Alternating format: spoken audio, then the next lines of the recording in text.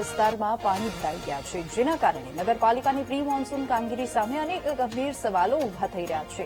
ભારે વરસાદના કારણે મંદિર અને ખોડિયાર અંડરપાસ પાણીમાં ગરકાવ થઈ ગયા હતા, જ્યારે ડભાણ રોડ પર ચાલતી ડ્રેનેજની કામગીરી વચ્ચે કલેક્ટર કચેરીના મુખ્ય ગેટ પાસે પણ મોટો ભૂવો પડ્યો છે.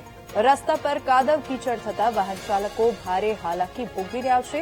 તો તોફાની પવનના લીધે વોકવે, ગાર્ડન અને શારદા મંદિર રોડ પર વૃક્ષો તેમજ દુકાનોના સાઇનબોર્ડ ધરાશાયી થઈ ગયા છે. મારી સરદાર પટેલ સ્ટેચ્યુ આગળ શોપ આવેલી છે. આ લાઈનમાં લગભગ 40-50 દુકાન આવેલી છે. ગયા મહિનાની 7 તારીખથી અહીં રોડ બંધ કરી અને કાચનું કામ શરૂ કરવામાં આવેલું. સારી વસ્તુ છે કે નડિયાદનું અહીંયા સાફ સફાઈ થાય, વિકાસ થાય, એ બહુ સારી વસ્તુ છે. પણ સાથે સાથે વેપારી મિત્રોની તકલીફ છે. રોડ બંધ છે, ધંધા રોજગાર રહ્યા નથી, અવર જવરની તકલીફ પડી રહી છે. તો અમારી એક ઉપરી અધિકારીઓને એક જ વિનંતી છે કે બને એટલું જલ્દી આ શક્ય હોય તો કાચનું કામ કરાવડાવી અને કાચ સાફ કરી ચોખ્ખી કરી અને રોડ ખુલ્લો કરવામાં આવે, જેથી કરીને અમારા ધંધા રોજગારમાં તકલીફ ના પડે અને અમારો વેપાર ધંધા સારી રીતે ચાલે.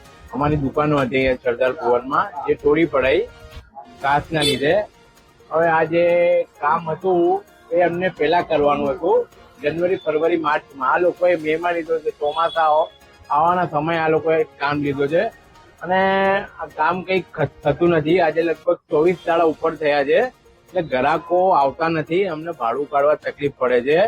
એટલે અમે ક્યાંથી સાહેબ લઈશું? એક તો ભાડાની દુકાન હોય, ઘર ચલાવવું હોય, અમારા ઉપરની જવાબદારી હોય, તો આ કામને સાહેબ વહેલા અને ઝડપી નિકાલ થાય એટલું અમે સાહેબ તમારા પ્રત્યે સમીક્ષા કરીએ છીએ. સાહેબ, વરસાદ તો દર વર્ષે પડે છે, પણ ભ્રષ્ટાચારનો પ્રવાહ અવિરત નડિયાદ મહાનગરપાલિકામાં ચાલુ ને ચાલુ છે.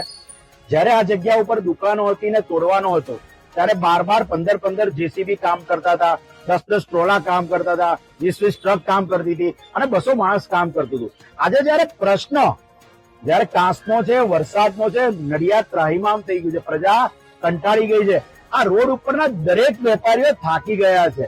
કોઈને ત્યાં આખા દિવસમાં 500 થી 1000 રૂપિયાનો વકરો નથી થયો. જો કાલે જે સાંજે વાકોરા સાથે જે વરસાદ થયો અને એમાં જે નાળામાં પાણી ભરાયું કે અમુક સોસાયટીમાં, તો અમે રાત્રે જ